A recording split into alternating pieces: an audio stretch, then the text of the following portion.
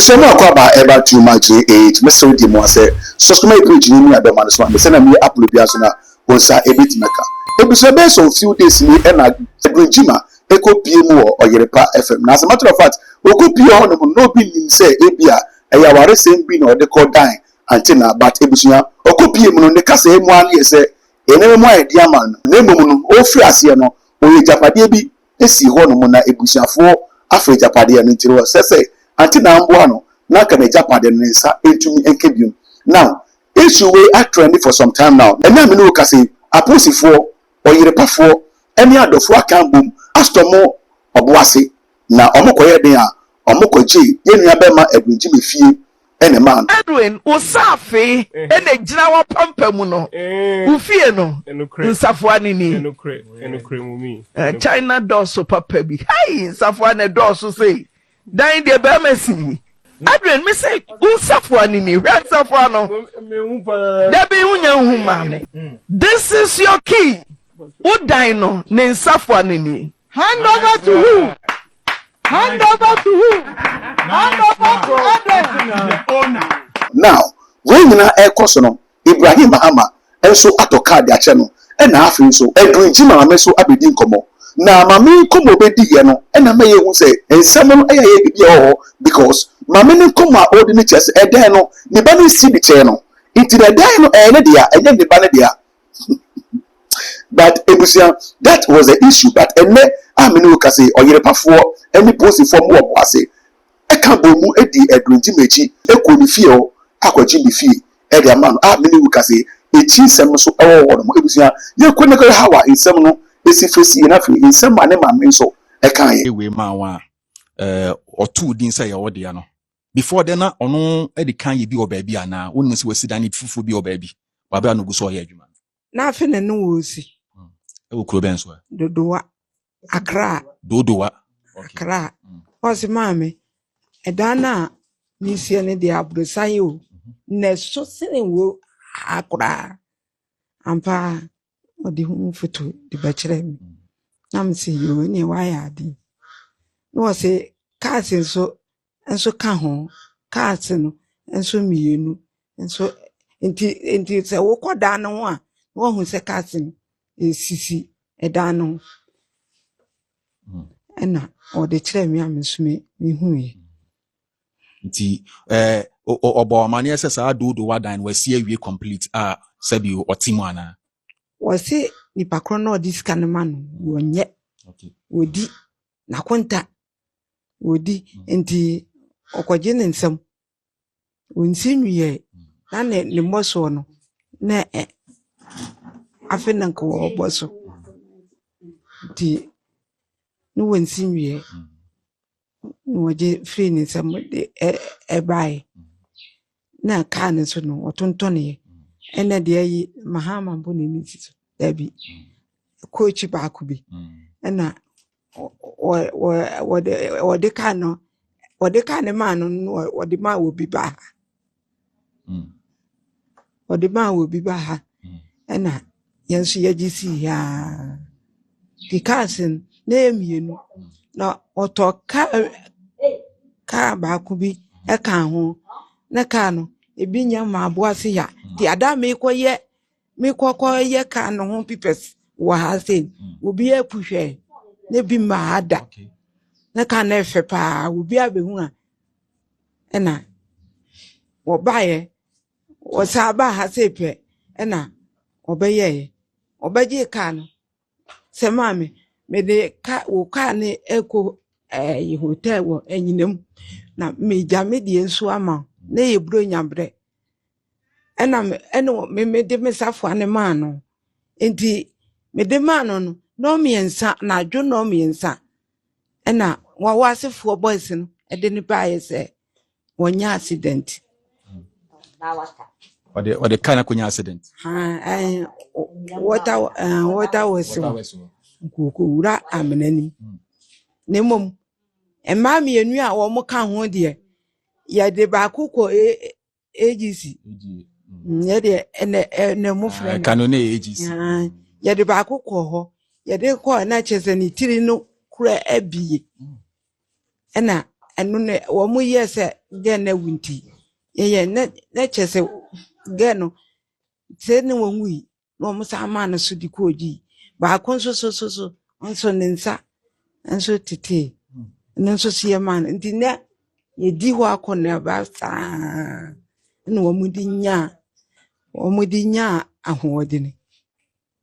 ya na ɔno de ɛtete hɔ mu wɔ tutu ka hɔ. Say Edwin Gymah de ne ho anhyɛ da nka wɔ saa akwanhyia no. Ɔno na tete yɛ saa tam na team bi nso frɛ no. Na no tete enti ɛhɔ ara na wɔkra me sɛ wɔkɔ na me sɛ case na aba no wokɔ a mɔka sɛ wɔdwane nti menkɔ na sɛ na wɔn ama police for them tutu ka police for nate na wɔn sɛ wɔyɛ staff nti yɛfrɛ no koraa sɛ ɔmna bɛbɔ nti wɔnkɔ nti sɛ wɔduru akra zepe no wɔn de ne call doctor hɔ ɛna wɔn kɔpem pam n'anim ho nyinaa sa ɛka na wɔde konya akwanhyia no fa he ɛsɛ koraa ɛma yɛtwe ɛde ba ha ɛna me tɔne yɛ sɛ ɔmbɛgye daa no ama no ɛna commander no ɔbaa no sɛ ɔmbɛgye daa no ma no a ɔne ne maame ɛne ne nua no ntam sɛ ɛbɛyɛ dan ɔbaa yɛ ayerɛfo sɛm na asi a nti ɔno ɔmo kasa na yɛde yɛpie ya misa me nua ba yɛpie ya ba nti enim ne yɛsi bi mu yɛhu sɛ antena mo bose ɛwɔ mo station hɔ ɔmo bɔ nyɛ hɔ ɛboase tutuka abɔnten nyina ɔmo bose ɔmo bosa ɔmo bose yɛgye da ɔmo da mo so mo yi dede pa wɔ pa ɛyɛ no kora ɛyɛ no adan no mo so magya mo yɛagya ma Gymah no ɔmagya Gymah no ti sɛ ɔmo so mo befi so ɔmo betu ende ya ayɛsɛ nkɔ ɔmbɛtu ɔmo ne ya ɔmbɛgye kings ne ne ya ɛna commander no se baba sɛ obetumi otu ɔmo na akyire no Gymah no wɔne ne maame ntam ɛbɛyɛ dan ɔne nua ntam bɛyɛ dan ɛno na commander no gyina kasa hu sɛ me nua ba me sɔre firi hɔ ama bɛtena he ti hu ne akusi maame nso ayɛ din pa ayɛ din so ɔbɛto dede na no mo yɛ ɔbɛto dede oh ebusia de Gymah maame ayɛ din ɛnyɛ hwee maame bi abɛyɛ fine oh mnim sɛ bi ɔmo te kre mo ba because life na yɛ hwene hu so mo tuka every police station I want to every police station wo me ntomba ebusia e wa nyina na yɛ hwɛ live ɛwɔ yɛ pa yɛ hwɛ wɔ yɛ phone so YouTube yeah hu sɛ mo tuka every tuka a mo be fi o me hu so mo free police station wo na yɛ nimba bi ɛbɛkɔ because Edwin say nneɛma a ɛwɔ fie hɔ nyinaa nkonwa mpa ne ade nyinaa ɛyɛ ne dia nti yɛde ade na ɔmo kɔfa firi fie hɔ sisi a do ya nwura hɔ nti afi na yɛbɛkɔ akɔwura hɔ na fe nia ekobia no so Edwin fie no so wɔ new bi akɔyɛ ɛwɔ Yafosu filling station akyi hɔ pɛɛ sɛ obi pɛ so ho baabi a Edwin fie no a 8 bedrooms nice house but enam sɛ enya wɔ mo dia ne ade nti maintenance bi enko so ɔmo ti fie ɔmo ayɛ na busua fie na obia enke nti na de da hɔ nti antina ti sɛ de Mrs Benedicta Bani adoption panyin wɔ ha ɛna crime officer ɔmo modern ba ɔmo bɔ akyerɛ do ama sisi ne de Edwin bɛka no ɛna yɛ nyinaa yɛ hwɛ adi akyire na ɛsɛ na de bɛsi bia antina kowa ko de obetu kowa na wo de ya wo de ade o hwɛ yɛ de kan de obuo ɛne ne die ama wo na no dwoada nyɛ ɔmo abusua pani na de dwa to aba ai sɛ ɔmo ba dwoada ɛnukre na sɛ mutumi atwe mo abusua pani ano awɔ fam a yɛma 1 year sɛ relocate wentu na 6 months die wobetu ana commander farmer Edwin commander mo wanu si Edwin ka sɛ nanda ruma saa 6 months in there ɔmo di hwehuna ɔmo fa nya hwee ɔmo di ba be sɛnea makora ɔmo gabu bia nneɛma ɛna ɔmo de bɛsɛ na Until now, I'm about 2-3 minutes. I also see a boss me pe oboasi yes yay. Mama ya euphoria. Post and then me personate Edwin. Felicia no credit na call divisional headquarters no. Felicia me person me who so Bob na pape kemi busense ntina nkodan no ompa na. Papa si biama. Usu nya ne papa fransa ma do se papa wa mo papa papa so anya mabro papa si biama mo ntina nko mo pesa dan na my yene Edwin nkasa em se na tiefu a akire komama no fina no na no ye menim sa anope de vim minim de nti ko se tuntum etase na ni abre wa kindness da form wa kindness da form commander Edwin commander to was makokora born before computer we are in millennium born before computer. Okay. Before so obunya mine team ne kosa Edwin ne yire na se enene ma momfanto so mayen babia sisia no Edwin ne yire na se ne ma etie hona obehu Edwin ne ma etu what ba kokura to ono ankasa Edwin Gymah. Oh nice. Oh baba so ye penny na little Edwin Gymah. Answer na ye be commander hobium no. Monfa sa video na nto so. Ye kosa nasia waje no nti Edwin ninsemo na ejina hoi. Edwin ne ba ne boy ne ba ketwa ne boy little Edwin Gymah. Aha Edwin ne ba ketwa no ne ba bani ena ne yire ena gina ho no ti anopai so yebo hwi edifa ho ko hu se Edwin abusua no kra omo te sen adwuma pa na se nimpon enso aye agene nananom ne ba tena fi ho no so no na eso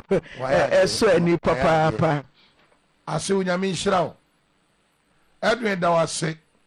akoma pa wunyaye so ba ye wodi ba bi kra de ne tirito no wama ne yire ene ne mazo so aka oba bia asu bia ka de obeka ne se me de wanya be ware me ba no eti ba bia wo ne wo yire ene o ma betena de me mfa ho nanso asepaye waya de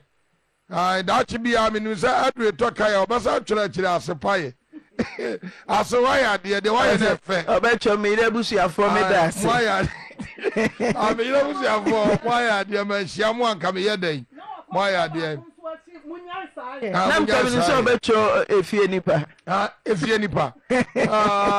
efie nipa ye ai mesese efie nipa so moto twena abonten so fo wo bre fo mo betre so na so ai commander why krado ana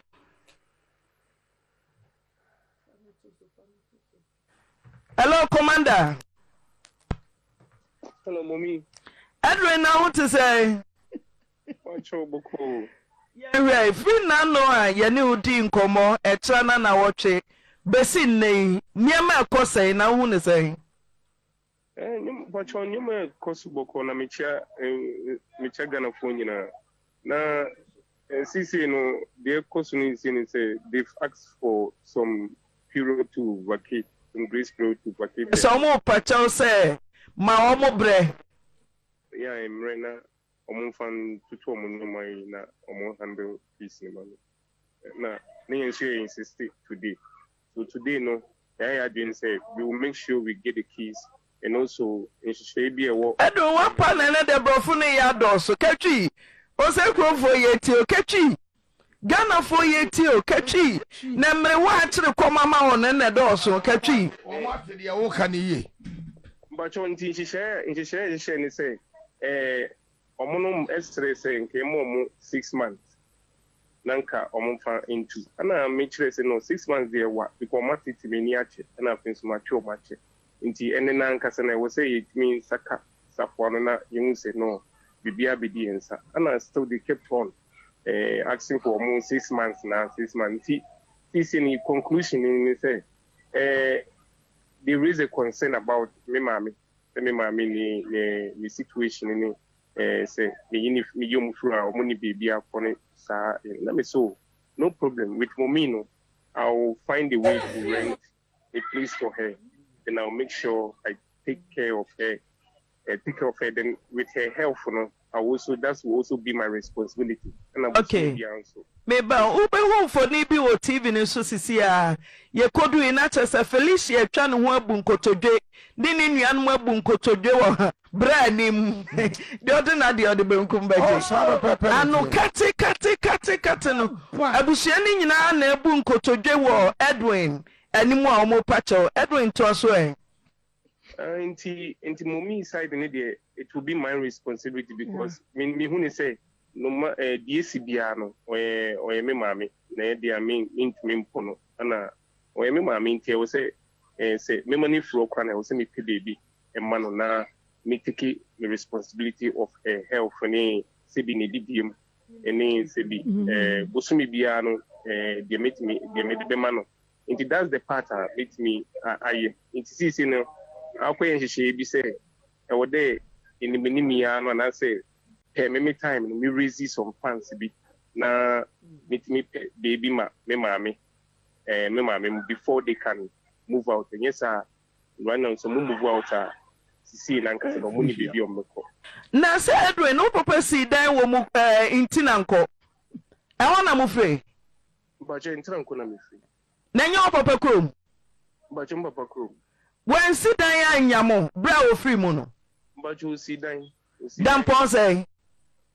but no for me papa the to me the meaning the what I heard in was one but I dan ya ba ku ne wo mu ahodo say miensa na nan meet man say dan she mu be 4 because in crane doors na sa dan no mu fa ma hai omo de ama hai omo de ye na o ma me de ama hai obi na timu no tie no anya dan ya na de ni kuru di jamo no no what the man rent for the man rent for the no rent painting and compo boase say mommy dia akoyi dia un say I say sibi oh say Edwin say na kuma eba dia akoyi dia un say mommy un say me must stick it to me mommy must stick it to me getting my house back no dia mama ibusa when say obeka say ho akohia say u raise emergency fund now the pe baby ema no enso mama ni kunu anye one ne mabro we sit dan amamo ewo ntina nko eye mukuro mu ho no ti me hu de ntia wo say u raise emergency fund e de kopa dan wo bra edampon nan si ho a mo de amema hai na mo giska na no nya dan ana so ahoden su ni ho ti da me busa we mommy ye ni o maka mo so aka mo kura 6 months nkwana e hwa na no mugina ntina me ka ye ka hwa no means stay say ni ya I was think of me ana ho no so no se ni aka na mpa no kure but me mommy si say no ngasa me pe kwa ya me fa so a me get hold of my house completely and the obaji someone say na ya na company yi ka yi dom emu adwumayfo abeyi adwuma nyina tie de ase akoje dan o ti emotions be mu kakra bi a ebe ma ya adwuma no ebe gina wo so mommy ti dan no de emotions be mu a that's right yes oh Edwin no ba ha fi well bibia o e Canada ye ni ankase ye so o mamu Nye dia ne si ye de time mochi na pepepe ye no ti se kodu na my emotions ye adwuma na koye 6 months dia Edwin ya wa o adan won ti na nko any 6 months I'm standing on what I spoke person ya ma o mo saying but you say o person o ma o mo saying mommy me person mo ending of may say this week or probably next week Monday in Monday na specific who say mom another week mommy and then end mommy week because and then anka some penifone and your mukwe ni nyina no they can testify what esu akosumum sentinam see emotions abem Felicia na no ya wada wo kasa no wanwene emotions ho wanwene nkrofo a etie no ho wanwene pose onia tida Felicia betimi akofom na wabu ni nua kuma animu ntwere apa ne chew ti adan na wanye and wo kasa asa no te say Edwin ending hey Edwin mebusa o ending Mommy, beautiful. Send me the mommy, beautiful. Me. Yeah, what you doing? 10 years to car free. How are you dumb? Me packeting Kensia, and you're 2 or more. And you might almost and you market to her. And no be obey you, my back, who cried you be there. Yes, so for bay me, no obey 9. Omega, you hold, I drop a and then you better not do. Costume na shorty, our sir. Well, Tina ya koye. And now so yan san cobium. Ya bob was yes, I just safe. Would you just safe now? Baby, how the Bama wabre wetiano. Wala. Felicia o kunu ana woni kunu. Yeah, AGBB. Aha, unsafe nyaka. Then why a landlord? Now we decide dear who say. Oh yeah, sir. Ubacho you. Me jinenia, ebejinenia. Then I will catch your fan base. Ne Ghana my the mechanics me the Ghana Funinas, the Domuninas, or door Mushu, any supporter who did Dimitri. Now the mechanics say Minjim, me jinenia, and Obia Bones Magiki, and Obia. Yeah, Oja, him no mamate. Him no, we him new na be ya be weti adana. Nada na safi ama say Edwin or Jenny nemba me sabre wa wode na ba wiase no nipa den so ye nwe na mo to da techema huntumi ntwa entoto nwe but techema kakasada aso bete no akomanso asom o kasa o ene kasade ono a ode na de no wo obefa ka o mesre wo obefia o mago na wo na nya wo dia wan no mpam no wa eyenye ne sa obaba ye Felicia mama ni nyina duru sei techrema kasada asobete kasapa na komanso age atum na ye adwuma nipa de enso ye nwe nam da bio ti Edwin medase commander tisi obosi krom sesi a mi ya pa ne pipi na me ngoye adwa san fama so fo no Mr.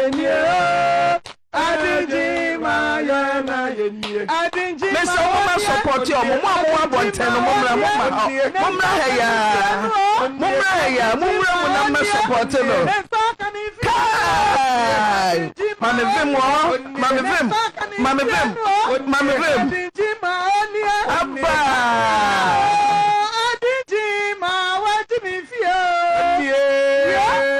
Mr. Mumma Bonne.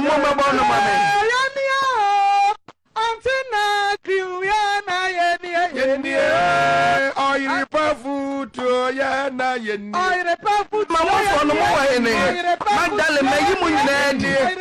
Mama serious 24 hours nunia 1 week nunia onia adiji mayana yenie adiji mayana yenie yaji yefieno yenie umrem mo abetimi support mo merem me pesa mawono yenie eti papa no Magdalene ko fa mo bra vim